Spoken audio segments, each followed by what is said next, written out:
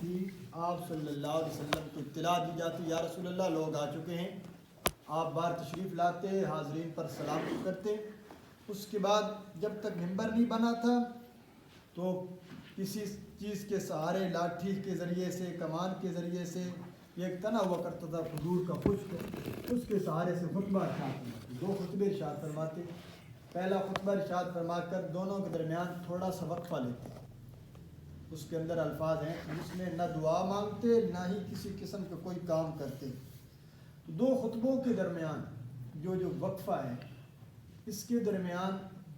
یہ ان مقامات میں سے علماء نے اگرچہ اس کو لکھا ہے کہ یہ دعا کے جمعے والے دن ایک گھڑی ایسی ہے جس میں دعا قبول ہوتی ہے، لیکن سب سے بہترین راجح قول ہے کہ عصر کی نماز کے بعد غروب سے جو 15-20 منٹ پہلے کا وقت ہے، یہ انتہائی مقبولیت کا وقت ہے۔ مسجد کے اندر آ جائے انسان، اللہ سے دعا مانگے، اس وقت بھی اگر کوئی دعا مانگنا چاہے تو اس کے لیے علماء نے جو وقت قانون لکھا ہے، ہاتھ اٹھائے، زبان ہلائے بغیر دعا مانگنی۔ خطبوں کے درمیان نہ ہاتھ اٹھانا ہے، نہ دل کے اندر مانگنا چاہے تو مانگ سکتا ہے۔ اس طرح اس کے بعد حضرت بلال اذان دیتے، اذان جب مکمل ہو تو اذان کا جواب نہیں دینا، کیونکہ اذان کے متصل بعد خطبہ شروع ہو جاتا ہے، اور آپ صلی اللہ علیہ وسلم بھی متصل بعد خطبہ دیا کرتے تھے۔ تو حدیث کے اندر بھی حکم ہے کہ فوراً خطبہ مقتدی کے لیے، عام نمازی کے لیے اس کی اجازت نہیں ہے کہ وہ اذان کے جواب میں لگ جائے اور خطبہ شروع ہو جائے۔ تو خطبے کا ادب یہ ہے اذان کا جواب بھی وہاں پر چھوڑ دیا جائے۔ اس کے بعد یہ بھی بتلایا کہ جمعے سے پہلے آپ صلی اللہ علیہ وسلم بھی سنتیں 4 سنتیں پڑھتے، جمعے کے بعد بھی 4 رکعتیں پڑھتے۔ یہ سنتیں مؤکدہ ہیں، اگر پہلے رہ جائیں تو پھر ان کو آخر کے اندر، بعد کے اندر ان کو پڑھا جائے، 4 کے بعد 2، 2 کے بعد پھر 4 پڑھ سکتے ہیں۔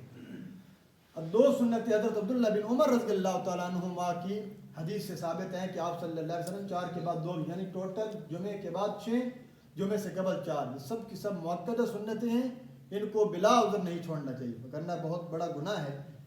تو یہ جمعے کی کچھ آداب جو پہلے ذکر کیے، نہانا دھونا، باقی اس کے اندر 1-2 باتیں جو ذکر یہ ہیں کہ لوگوں کا معمول یہ تھا کہ آپ کی خطبے سے پہلے، آپ صلی اللہ علیہ وسلم کے خطبے سے پہلے مسجد میں آ جانا۔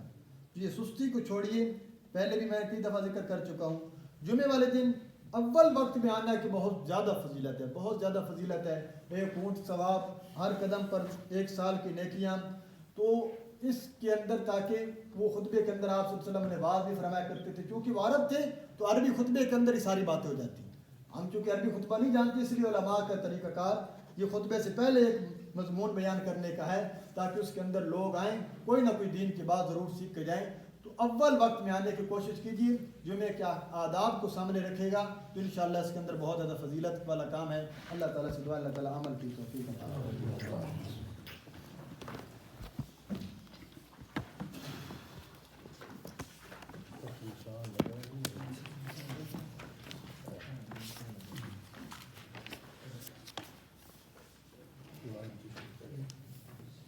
فرمائے۔ آیت نمبر بتائیں نا، آپ جو سبق پڑھا تھا نا، آیت نمبر بتائیں پھر صفحہ بتائیں۔ صفحہ نمبر، آیت نمبر ہے 36 سورہ طور کی، صفحہ نمبر 526۔ صفحہ نمبر آپ کے قرآن مجید کا 526 ہے، سورہ طور کی آیت نمبر 36 سے سبق، تیسری لائن سے ایک صفحہ۔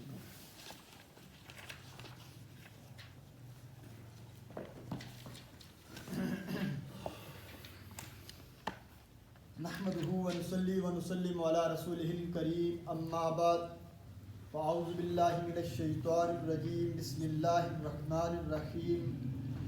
ام خلقوا من غیر شیء ام هم الخالقون ام خلقوا السماوات والارض بل لا یوقنون ام عندهم خزائن ربک ام هم المسیطرون ام لهم سلم یستمعون فیہ فلیأتی مستمعهم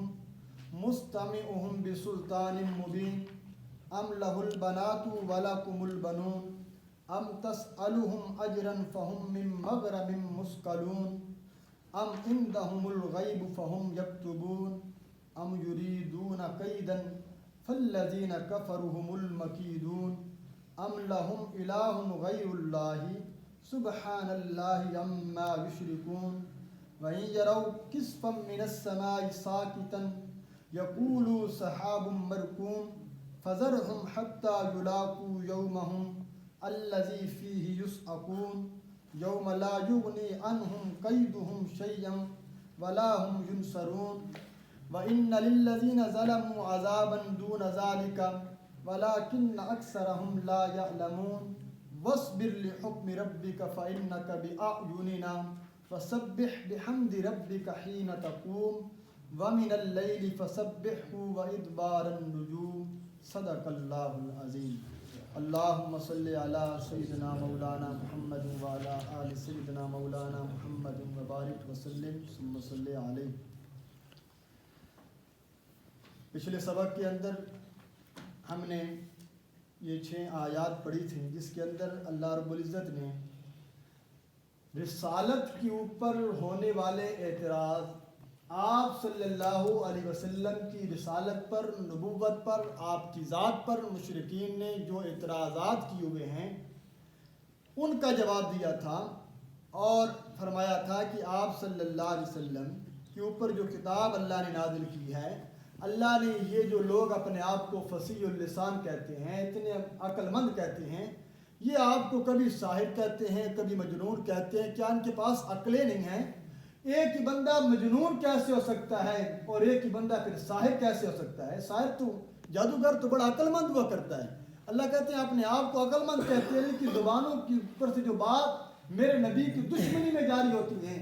आपस में वो भी तकाबुल नहीं करती। फिर फरमाया मेरे नबी के पास तो ऐसी किताब है इसकी एक आयत का मुकाबला भी कोई दुनिया का इंसान नहीं कर सकता। तुम कहते हो ये अपनी जानिब से बना कर लाते हैं, अगर अल्लाह अपनी जानिब से प्यारे पैगंबर अपनी जानिब से घड़ कर लाते हैं फिर तुम इस जैसी कोई एक आयत तो पेश करो, तुम जो अपने आप को बड़ा फसीहुल लिसान और बड़ा अपने आप को अरब कहा करती हो। अब आगे अल्लाह रब्बुल इज़्ज़त तौहीद पर होने वाले एतराज़ात, आज के सबक के अंदर तौहीद पर होने वाले एतराज़ात का जवाब देंगे। ये कैसे कैसे एतराज़ात करते हैं, अल्लाह उन्हीं की सतह पर उनको जवाब देने लगे हैं। देखिए फरमाया अम खुलिकू मिन गैरि शैइन, क्या ये पैदा किए गए हैं, मिन गैरि शैइन के 2 माने करूँगा, क्या ये पैदा किए गए हैं मिन गैरि शैइन बगैर किसी पैदा करने वाले के, यानी किसी बनाने वाले के बगैर बन गए हैं, ये पैदा हो गए हैं। दूसरा माना अम खुलिकू मिन गैरि शैइन, क्या ये पैदा किए गए हैं मिन गैरि शैइन बिला मकसद, इनके आने का कोई मकसद ही नहीं है। अम हुमुल खालिकून, या ये खुद हैं अपनी पैदाइश करने वाले, अपने खालिक भी ये खुद बन बैठे हैं। अल्लाह कहते हैं इस बात का तमाम मुशरिकीन मक्का से आप सवाल कीजिए, सूरह यूनुस उठाइए और दूसरी सूरतों के अंदर आप पढ़ेंगे। अल्लाह ये सवाल करते हैं ऐ मेरे पाक पैगंबर आप इनसे पूछिए कि तुम्हें किसने पैदा किया, तो सब यक जुबान होकर कहेंगे अल्लाह, हमें अल्लाह ने पैदा किया है। अल्लाह फरमाते हैं अगला जवाब भी सुनिए, मैं दोनों को मेरे इकट्ठा तफसीर करता हूँ। अम खलकुस समावाति वल अर्ज़ा, क्या इन्होंने पैदा किया है आसमानों को, वल अर्ज़ा या ज़मीन को, क्या इन्होंने आसमानों को या और ज़मीन को पैदा किया है? बल ला युकिनून, नहीं बल्कि ये तो यकीन भी नहीं करना चाहते, इस पर ईमान भी नहीं लाना चाहते, यकीन भी नहीं करना चाहते। अल्लाह कहना क्या चाहते हैं? अल्लाह कहना ये चाहते हैं जब तुम इस बात का इकरार करते हो कि हमें बगैर किसी पैदा करने वाले को कोई बन नहीं सकता, इस फट्टी का भी वजूद दुनिया में उस वक़्त तक नहीं आएगा जब तक इसको कोई बनाएगा नहीं। जब इतनी हकीर सी और छोटी सी कोई चीज़ भी ले लें वो भी किसी बनाने वाले के बगैर बनती नहीं है। इतना खूबसूरत इंसान बगैर किसी पैदा करने वाले के कैसे बन सकता है? और ये तुम मानते हो कि हमें पैदा करने वाला अल्लाह है, और ये भी मानते हो कि पूरी कायनात को बनाने वाला भी अल्लाह है, तो फिर ज़ालिमों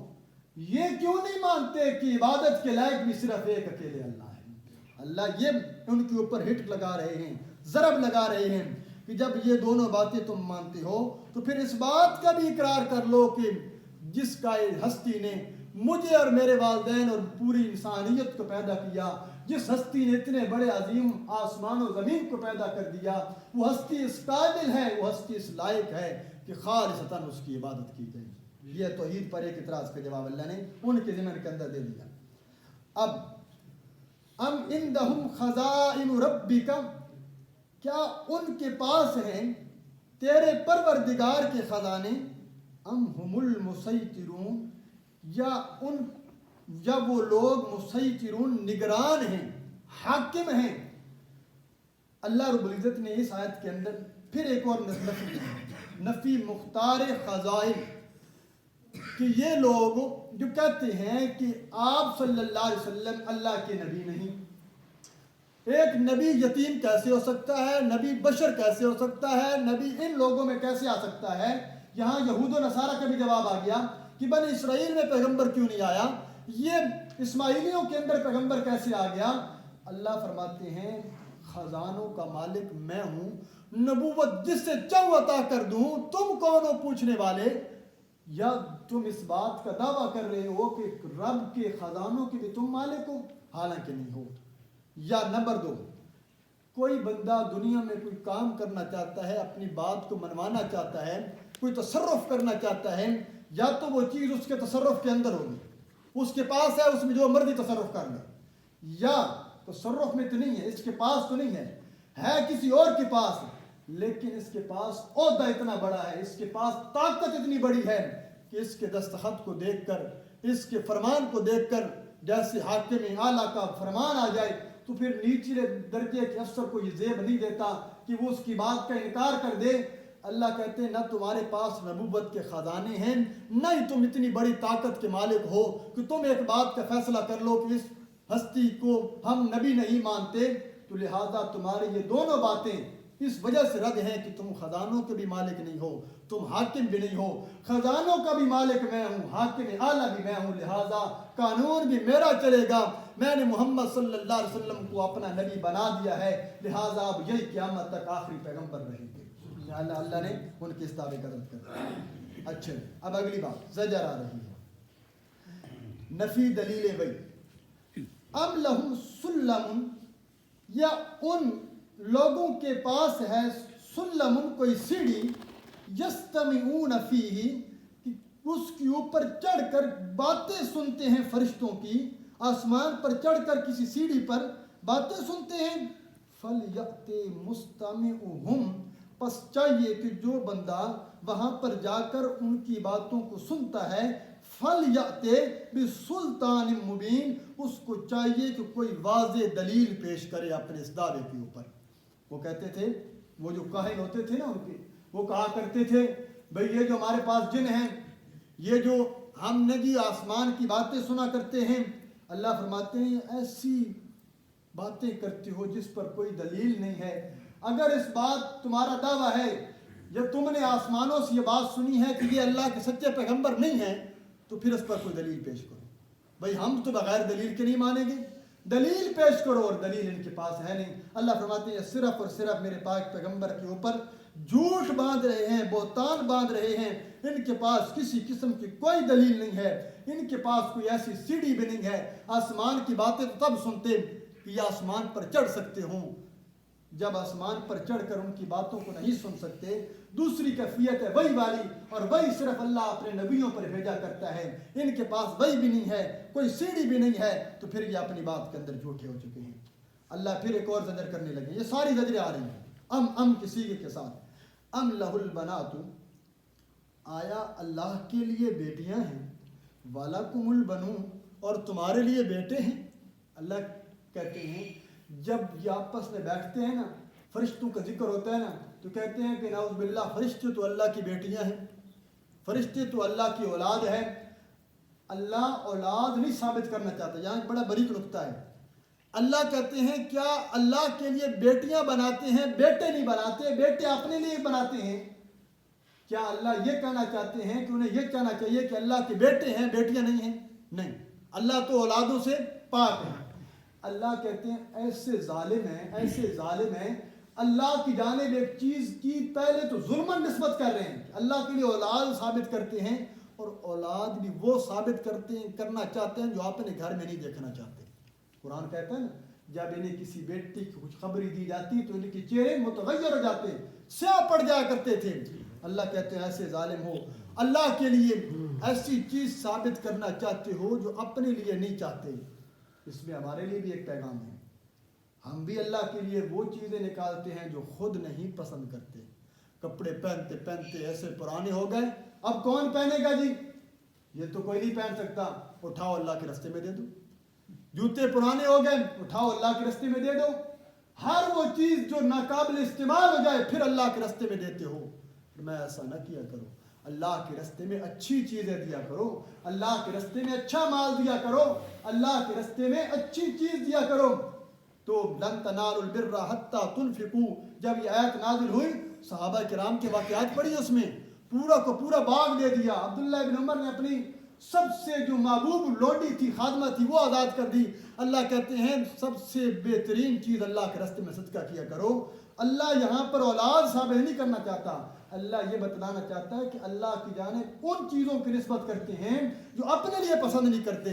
اور میرے نبی نے بھی فرمایا تم میں سے بہترین مسلمان وہ ہے جو اپنے بھائی کے لیے وہی چیز پسند کرے جو اپنے لیے پسند کرتا ہے۔ تو ہمیشہ جو آپ اپنے لیے رائے رکھتے ہیں، آپ اپنے لیے چیز پسند کرتے ہیں، اللہ کے راستے میں دیتے ہوئے وہی چیز پسند کیا کریں، اللہ کے راستے میں اعلیٰ چیز دیا کریں۔ آگے اچھا، یہ آپ کی بات تو کیوں نہیں مانتے؟ اللہ اس کے اشکال کے اوپر ان پر ایک اور ضرب لگا رہی ہے۔ ام تسألہم اجرا، کیا آپ سوال کرتے ہیں، کیا آپ طلب کرتے ہیں ان سے اجرن، تبلیغی احکام پر، قرآن کی دعوت پر، اسلام کی جانب بلانے کے اوپر، اجرن کوئی مزدوری، کوئی اجرت مانگتے ہیں آپ، کوئی ایسی اجرت آپ مانگتے ہیں فہم من مغرم مثقلون، کہ جس کے تاوان کے بوجھ کی وجہ سے یہ دبے جا رہے ہیں، بھارے ہوئے جا رہے ہیں، سکیر ہو رہے ہیں، مثقلون۔ ایسا اجر یا ایسی اجرت آپ، پیارے پیغمبر نے کبھی کہ یہ دعویٰ کیا ہے، اللہ پوچھ رہے ہیں مشرکین مکہ سے، کیا اللہ میرے محبوب پیغمبر نے کبھی کھڑے ہو کر یہ کہا ہو بھائی اسلام کی جانب آ جاؤ، اسلام اور میرے ذریت کے اندر میرے تابع ہونے کے لیے اتنے لاکھ روپے دینے پڑیں گے،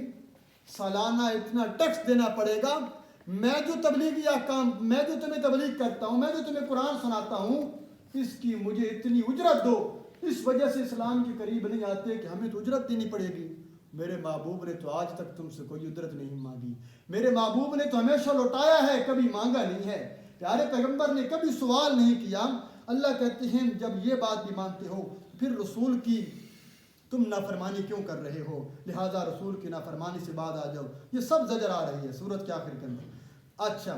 ام عندہم الغیب فہم یکتبون، کیا ان کے پاس ہیں غیب کی باتیں، کیا وہ غیب پر مطلع ہو چکے ہیں، فہم یکتبون، پس وہ اس کو لکھ رہے ہیں حفاظت کی خاطر۔ کیا اللہ فرماتے ہیں یہاں غیب سے مراد لوح محفوظ ہے؟ کیا یہ لوح محفوظ پر جو میری باتیں لکھی ہوئی ہیں، قیامت تک آنے والے احوال لکھے ہوئے ہیں، کیا انہیں اس بات کا خبر ہو گئی ہے؟ اس میں لکھا ہوا پاتے ہیں کہ یہ اللہ کے نبی نہیں ہے، حالانکہ یہ تو غیب پر مطلع نہیں ہوئے، حالانکہ انہیں تو یہ نہیں پتہ، تو پھر اللہ کے رسول کی نافرمانی کیوں کرتے ہو؟ پھر کیوں ان کے خلاف اللہ کے نبی کی تصدیق کیوں نہیں کرتے؟ اللہ کہتے ہیں یہ سارے کے سارے دعوے ہم نے یہ کیے ہیں، ان سب دعووں کے اندر یہ لوگ جھوٹے ہیں۔ اب اللہ فرماتے ہیں ام یریدون کیدن، کیا یہ لوگ ارادہ کرتے ہیں کسی بری تدبیر کا، اللہ کے نبی کے خلاف بری بری تدبیریں کرتے رہتے ہیں۔ فالذین کفروا هم المکیدون، پس وہ لوگ جنہوں نے کفر کیا یہی وہ لوگ ہیں جو اپنی تدبیروں کے اندر گریں گے، اپنی ان مکروہ چالوں کے اندر، جو کسی کے لیے گڑھا کھودتا ہے وہ اسی میں خود گرتا ہے۔ اللہ فرماتے ہیں کافر لوگ جو میرے نبی کے خلاف تدبیریں کرتے ہیں، ہم انہیں شہر بدر کر دیں گے، ہم ان کا نام و نشان مٹا دیں گے، ہم ان کے نام کو لیوا کوئی نہیں چھوڑیں گے۔ اللہ فرماتے ہیں تمہاری تدبیروں سے کچھ نہیں ہوگا۔ یہودیوں نے کہا تھا ہم اوپر سے پتھر گرا دیں گے، یہ نعوذ باللہ نیچے شہید ہو جائیں گے۔ اللہ فرماتے ہیں ادھر سے تم تدبیریں کر رہے ہوتے ہو، ادھر اللہ بھی تدبیر کر رہا ہوتا ہے، اور اللہ کی تدبیر ہمیشہ غالب ہوا کرتی ہے، ہم اپنے نبی کی حفاظت کرتے ہیں۔ اب وہی مولانا حسین علی الوانی رحمہ اللہ کا نقطہ آ رہا ہے۔ اللہ توحید کو بھی، توحید سورت کو توحید سے شروع کرتے ہیں، آخر میں ایک مرتبہ پھر توحید کے مسئلے کو ضرور بیان کرتے ہیں۔ اللہ کہتے ہیں ساری باتیں اپنی جگہ پر، سارے دعوے اپنی جگہ پر، ام لہم الہ غیر اللہ، کیا ان کے لیے کوئی الہ ہے غیر اللہ، اللہ کے علاوہ؟ کلمے کے اندر جو پڑھتے ہو لا الہ الا اللہ، اللہ کے علاوہ کوئی الہ نہیں، تو کیا ان کے لیے اللہ کے علاوہ بھی کوئی الہ ہے؟ سبحان اللہ، سبحان اللہ، تعجب بھی ہے، اللہ انکار بھی کر رہے ہیں، سبحان اللہ، پاک ہے اللہ کی ذات، اما یشرکون، جس ہستیوں کو، جن چیزوں کو تم اللہ کے ساتھ شریک ٹھہراتے ہو، اللہ ان تمام شریکوں سے پاک ہے، اللہ کی ذات تمام شریکوں سے پاک ہے، وہ وحدہ لا شریک ذات ہے۔ اللہ فرماتے ہیں جس کو تم نے اللہ کے علاوہ کوئی معبود بنایا، اللہ کے علاوہ الہ بنایا، سجدوں کے قابل سمجھا، منت منوتی کے قابل سمجھا، وہ نبی سے لے کر چاہے جتنے بھی ہیں، بت ہیں، حجر ہیں، شجر ہیں، سب کے سب جتنے بھی ہیں، اللہ تمام شریکوں سے پاک ہے، اور وہ ہستیاں بھی قیامت کے دن یکفرون بشرککم، تمہارے شرک کا انکار کر دیں گے، اور فرمایا اللہ کے علاوہ کوئی الہ نہیں ہے۔ اب آگے اللہ فرماتے ہیں یہ ایسے ضدی ہیں، اللہ کے نبی پھر دل پر نہ غمگین ہوا کرتے تھے کہ یہ جو معجزے مانگتے رہتے ہیں، اپنے منہ مانگے، اگر میں اللہ میرے ہاتھ پر ان معجزوں کا اظہار کر دے، ہو سکتا ہے ایمان قبول کر لیں، ہو سکتا ہے یہ میرے تابع ہو جائیں۔ اللہ اس کا جواب دے رہے ہیں، دیکھیے فرمایا وَإِن يَرَوْا كِسْفًا مِّنَ السَّمَاءِ سَاقِطًا، اگر یہ لوگ دیکھ لیں کسفم من السماء، ٹکڑا آسمان کا، ساکتن گرتا ہوا، یہ اوپر سے دیکھیے آسمان سے ایک ٹکڑا کٹا ہے اور نیچے آ رہا ہے، یقولو سحاب مرکوم، سب لوگ ضد کی وجہ سے تعویل کر کے کہیں گے سحاب مرکوم، یہ تو بادل ہے، تہبت ہے، یہ ایک موٹا سا بادل کا ٹکڑا ہے اور کچھ بھی نہیں ہے۔ اللہ نے جواب دے دیا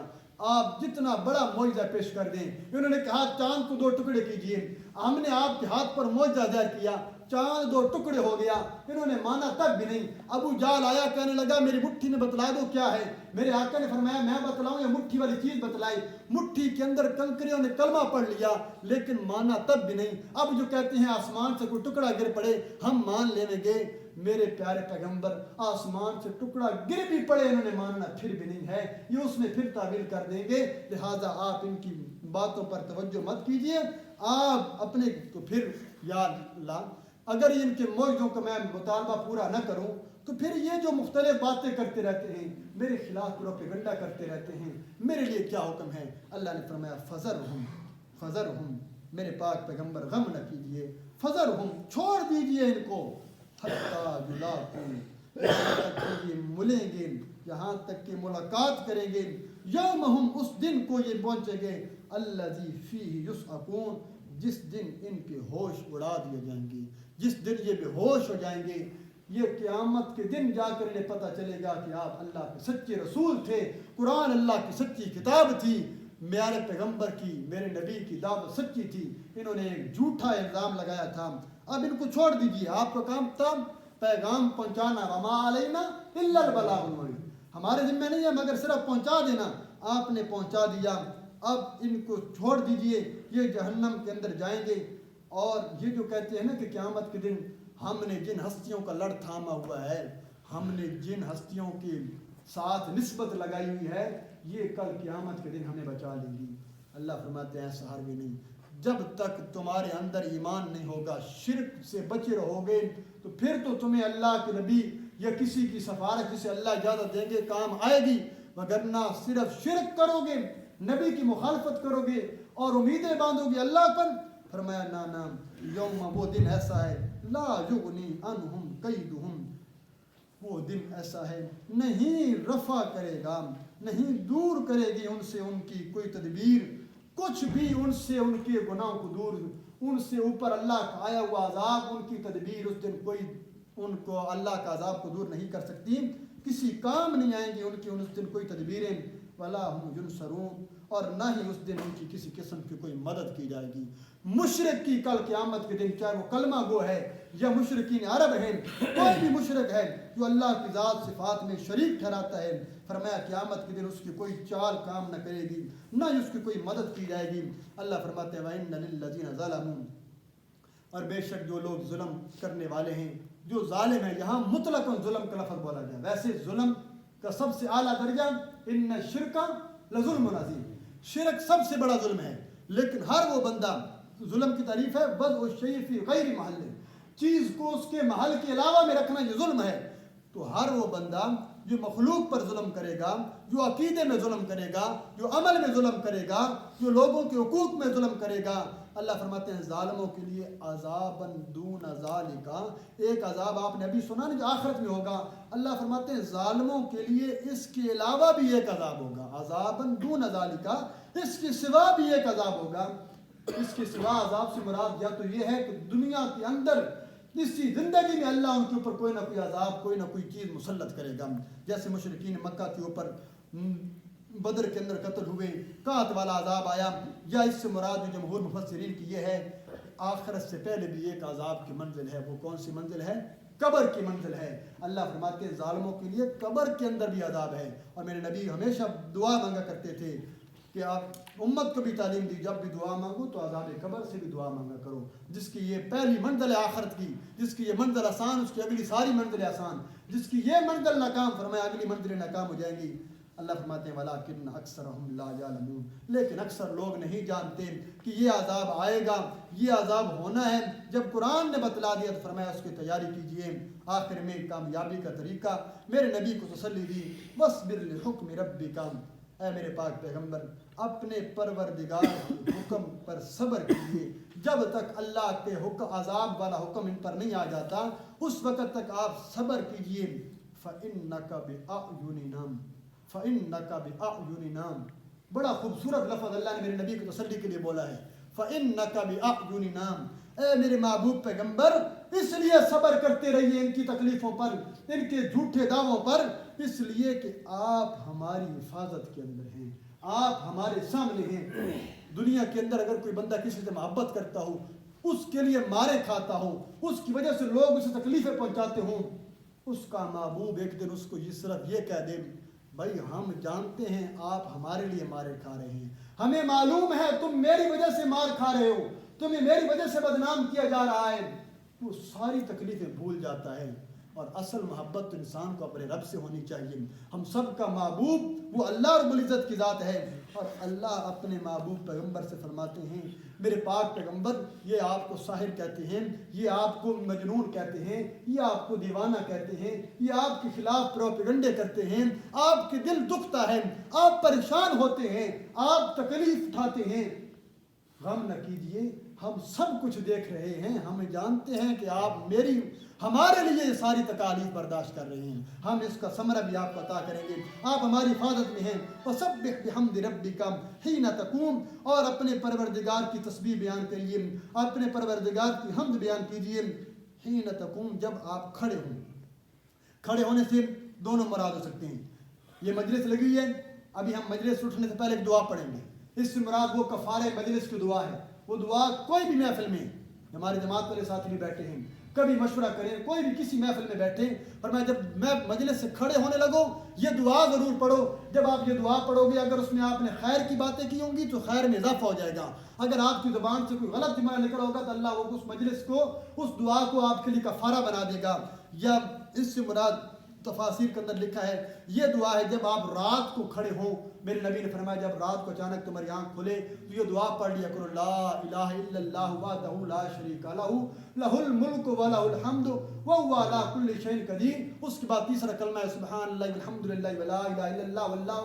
واللہ اکبر ولا حول ولا قوۃ الا باللہ، یہاں تک پڑھ کر جو بندہ جو دعا مانگے گا اللہ اس کو قبول کرے گا۔